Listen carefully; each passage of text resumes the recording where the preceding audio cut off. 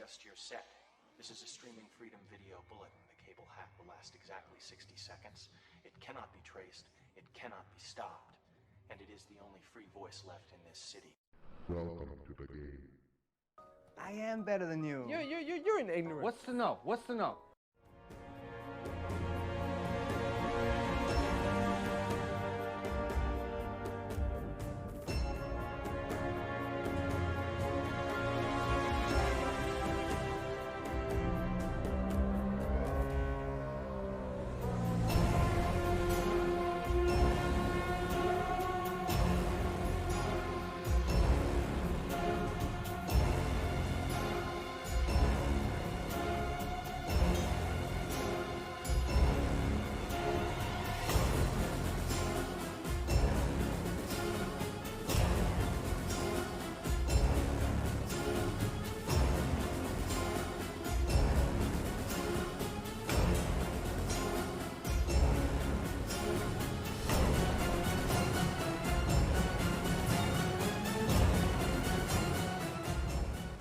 She tried to kill me. Oh, come on, it was just a little bomb.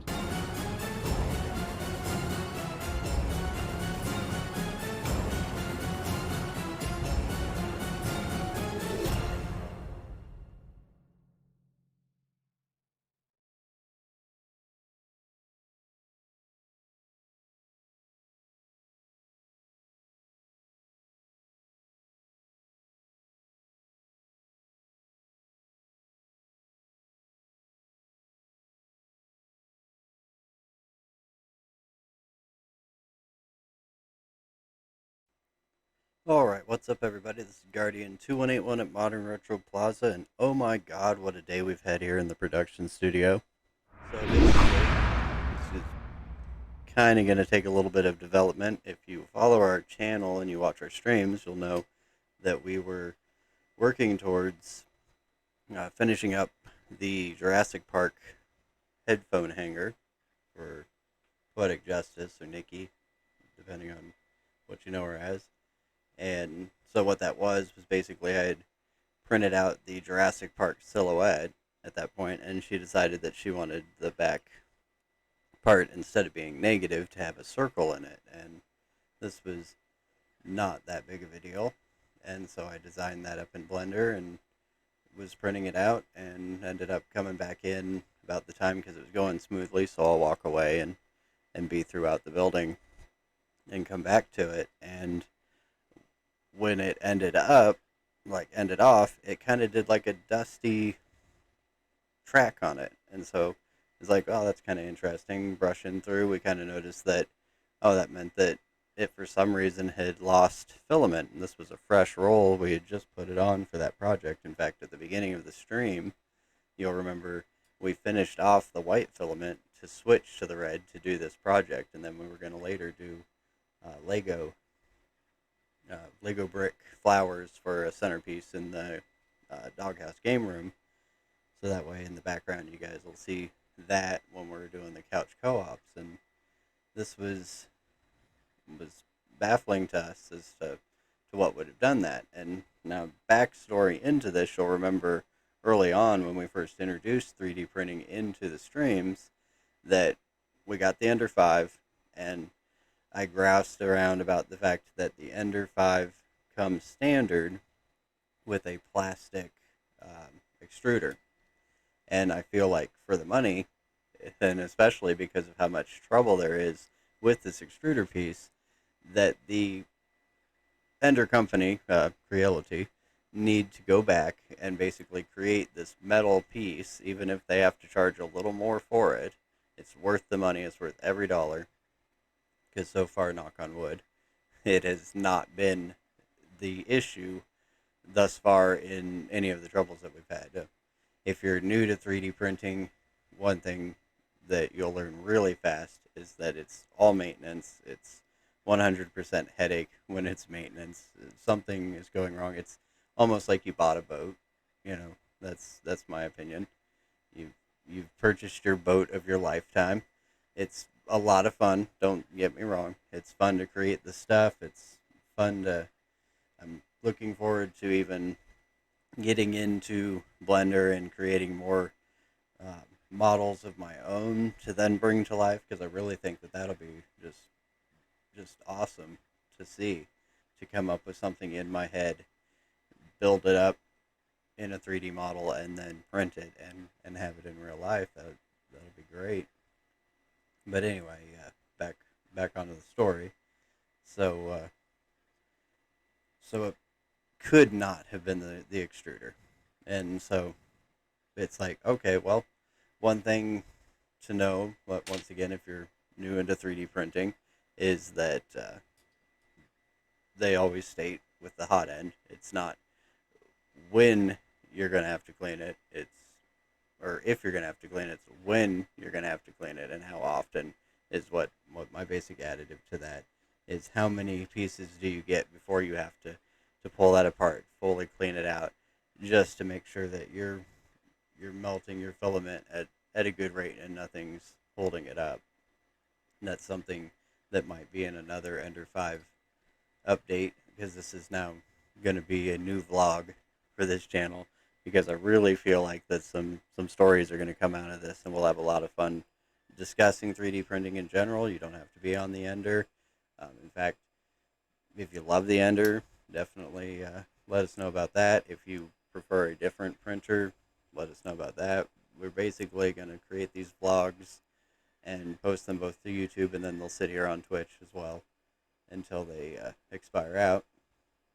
But to create a forum for the 3D printing watchers that watch our game streams, for the fact that we do the 3D printing in the background. And you'll notice if you're on Twitch that this is labeled magic, and there's no magic up at this point, but there is magic going on in the background. We are printing a magic card box. This is the lid of it, and it got chosen out of default because when I'm troubleshooting, I prefer it to be something that's going to really create something flat. I don't like to go really dynamic into the 3D. As you know, we were going to do the Lego flower. That's going to have some pop-ups that are going to be involved. We were going to do the Chomp mini Echo Mini holder. That's once again going to be something that's not just flat and to the bed, to where you can really figure out what kind of layers you're getting. And so we went with this one because this was one that was in the queue that needed to be done, and or I wanted to be done, and it was flat. It was something that we were going to be able to really go hand in hand and see every line that was going into it, and not be like, well, that's support line, so that's why that's a little jagged, or because I do print supports and different stuff like that.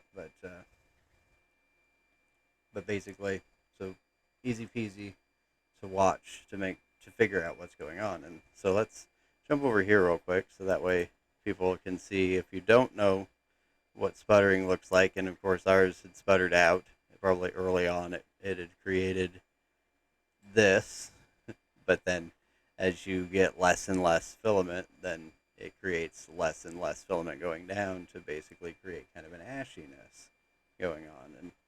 And so this would be your first signs that you're sputtering. And if you're watching this video, because I will put in the description that it will describe sputtering. There's some people that don't even know yet that they're going to come up to that piece and they're going to be like, what the heck? What has happened? And I've at least been watching enough stuff and seeing enough stuff in the community of 3D printing that I knew what this was once I had noticed that, like, I broke it down and saw layer after layer of it, and so I recognized it. If you don't recognize it, this is what sputtering is. And this is basically meaning that somewhere from the extruder to the hot end, you're not getting your filament like you're supposed to get. And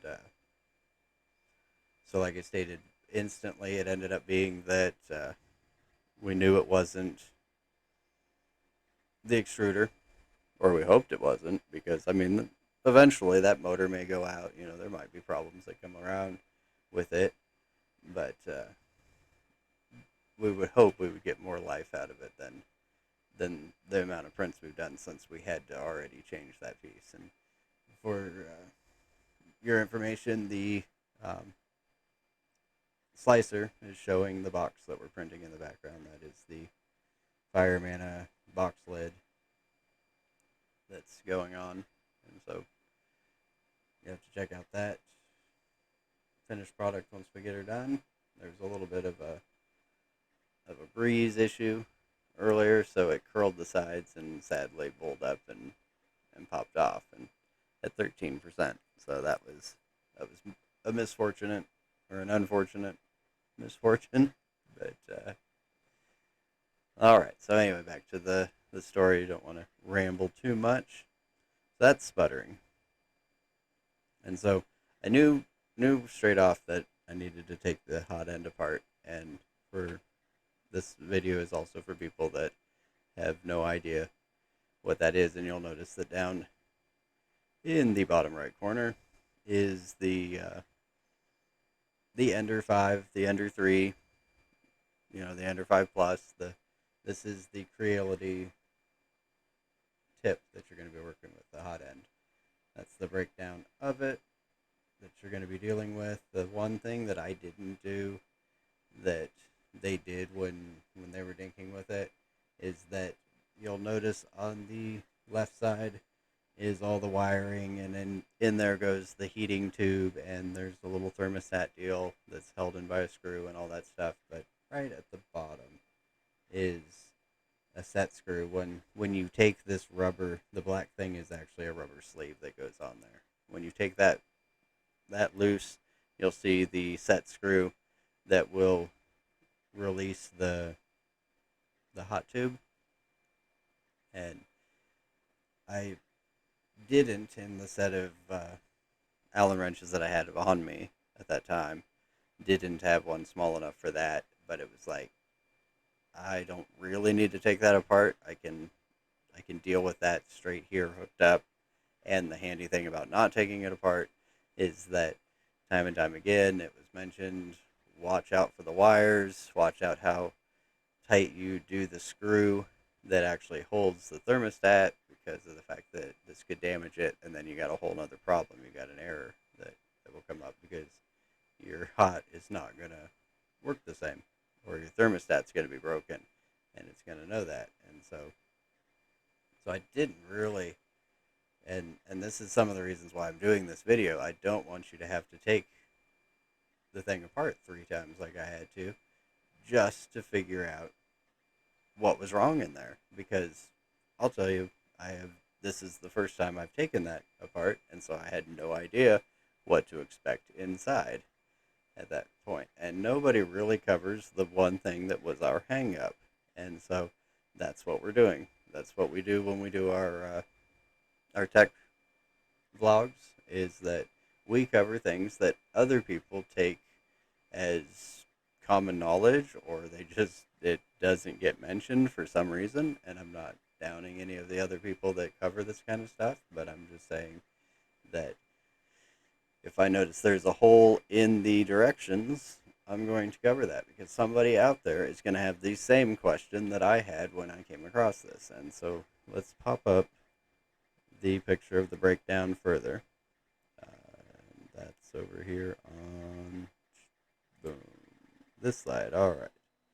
So now you'll notice that down underneath me, there is the breakdown further. And I have this in 2 forms because the piece in the end that we are going to concentrate the most on in this story is right there. It's this tube that once you take it free from the heat box, once you undo the coupler that's at the tip of the heat sink, and then you're able to pull that out at that point. It's just a long cylinder metal tube that, from what I understand, is a little fragile when it's hot, which is understandable. It's metal, and so it can crack. And during this, there was some of me that thought maybe this has happened. Maybe I missed a crack or something. And so this is why we were looking at it. But to the point, just for spoiler to what the message is that tube has nothing in it. It's supposed to be empty. Nobody mentions that there wouldn't be some sort of a washer.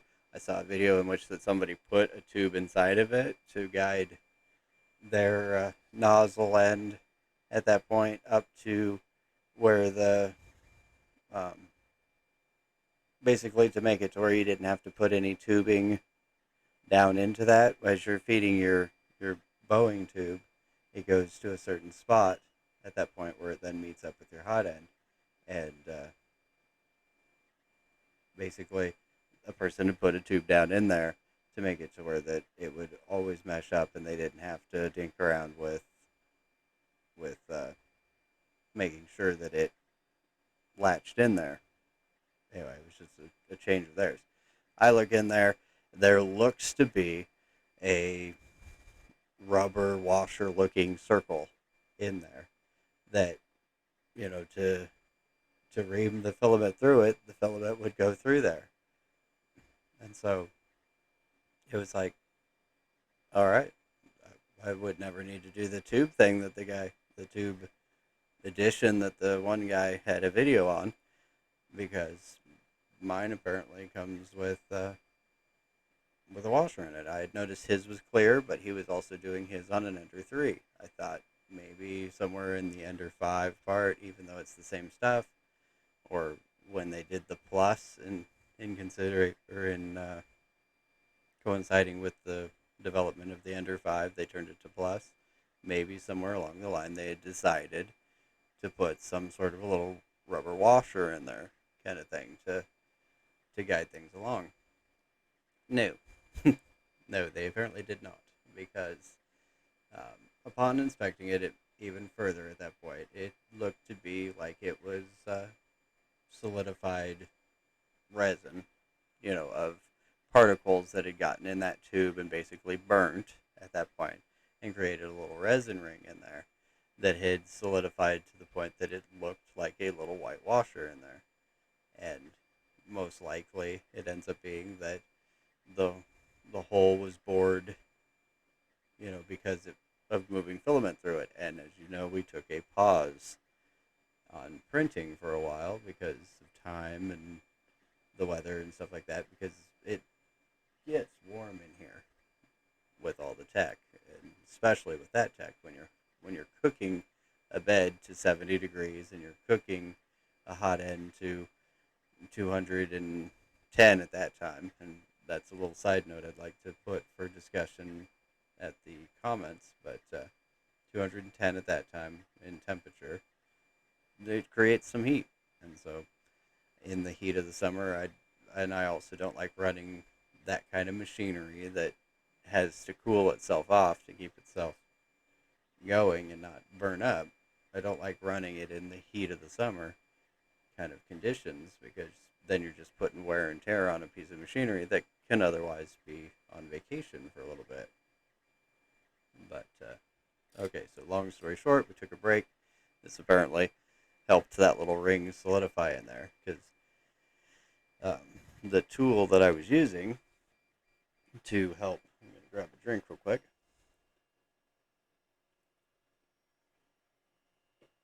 to help kind of clean up the filament once it was disconnected, is a handy piece of equipment, very cheap, and it's basically a wood burner that then you can go in and put heat on something, like to fill or to re-solidify the filament that's in the tip and stuff like that, because now it's not connected to the machine, you can't heat it. And so I use that to kind of dink with that kind of stuff. And in that end of things, I also do it to kind of edit where there's been some problems in the print. At that point, I'll sometimes do a melting effect, and that will sometimes come out good, sometimes not. You know, it ends up being that you got to have a really good finesse to that, and so that's still a learning process. But well, in fact, here's an example of it, and I think it comes out fine. But I would like to reprint her again once now that it's all done. But basically, and we'll show her from the back side so I don't get in trouble for the lack of clothing. But this is an airbender character that is on a pedestal, and you will notice that she looks pretty good, but you will notice that she does have a sculpted back. And the reason why she has a sculpted back is back when we were having the extruder issue, it was not doing the supports very well. It was actually solidifying them just a little too much to what I liked, and so it ended up being that she had support strings. And you know, some would look at that and state, now that they've been told what happened, that yeah, I can see that. You'll also notice that in the figure, she does have a texture to her, if you can tell that. Let me see. And so it's not too terribly bad. Plus, I mean, her back is to you normally when you have her sitting up there. But basically, this is a prototype also. Just the first time I ever created her. And so it wasn't all peaches and rainbows on that creation. And so it's a story. But where were we going with that? Oh, what I use the tool for. And so basically I sculpt with it as well if there's something that the snips won't take out alone.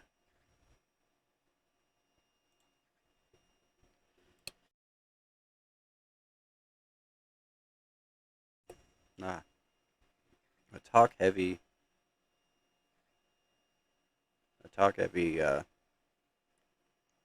video needed some pre-liquidating preparation.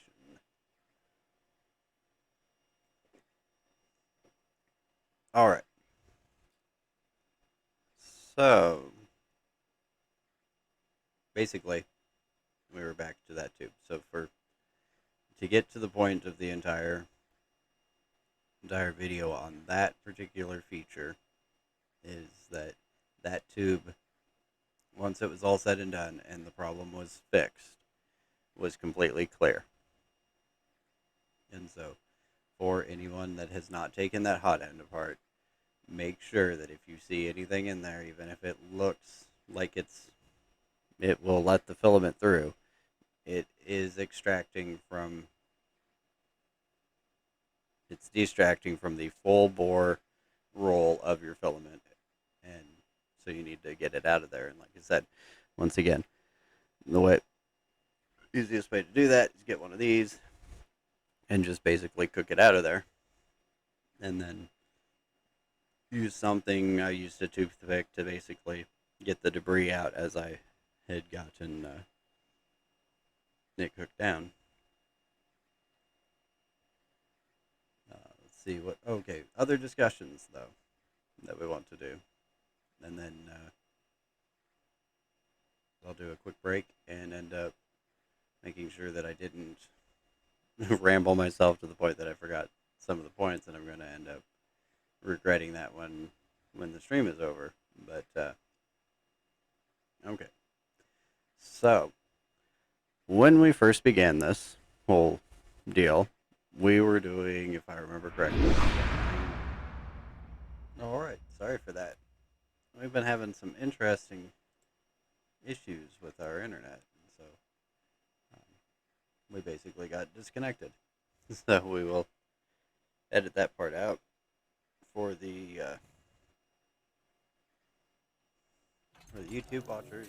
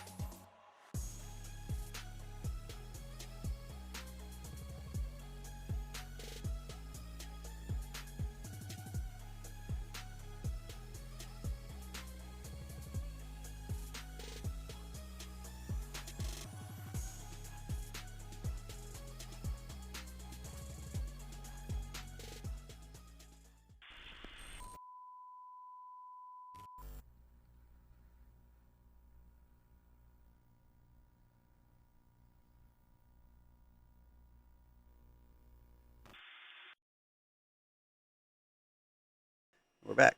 And so we'll start back on to our topic of the discussion that I'd like to have with the 3D printing community. So, once again, we were at 210, then 215 popped up that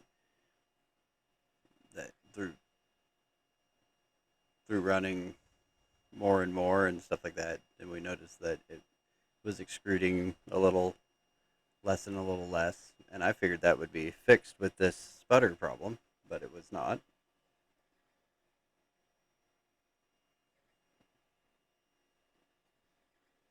But we ended up going to 215, and then through this process, 220. At this particular time, we are now doing this piece behind you at 225 because that's just what it wants now. So we've now hit the 225 angle of things, and this is less than a year into it, and we were already at 225. I'm hoping that at this rate that we aren't pretty soon at 230, 240, stuff like that. I know eventually a hot end complete replacement is going to be needed to be done, but at that rate, especially with cooking it hotter, something's gonna go out most likely. But the question, I guess, for the community is this something that's normal, or is there some suggestion that would make it to where that we could go back down to our 210 we were so happy with, or will we see that when we get a new box of filament, maybe that particular production for some reason made it to where we had to go up, because white filament to white filament, same Matchbox brand. I think it's called Matchbox. Hatchbox brand. Ends up being that we're still having to go up.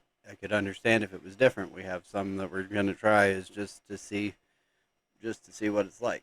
We've got some multicolor ones, stuff like that. We've talked about glow in the dark, different ones. So far, we have had a 0 success rate of trying any of those, because the last time the extruder went out, this time the hot end ended up giving us troubles, and so we automatically ended up going back to the filament that we know and love and at least have enough idea to troubleshoot. And so whether it be on Twitch or on YouTube, if you're watching this, let's hear what you have to say. Do you see this with your printing, that oh yep, I started out at low temps, and was it just the fact that it was knowledge based, that the companies say to do, that it's graded at such and such a temperatures, but you just find that it's better to do it hotter? If you have a sputtering issue, it's your hot end or your extruder.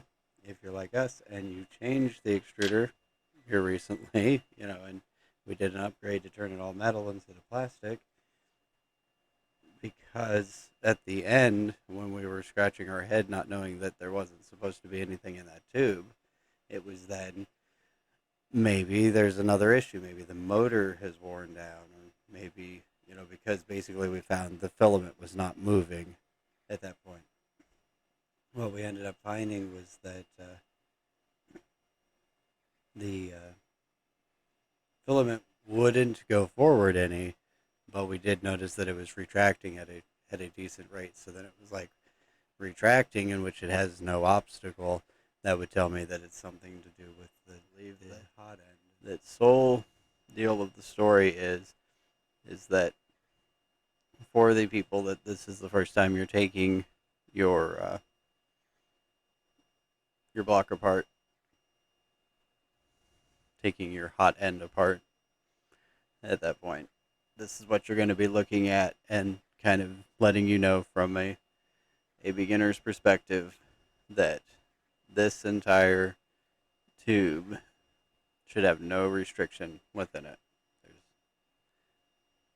if it's not just the fact that that's the size of the hole there, there's nothing in there that should be holding you back.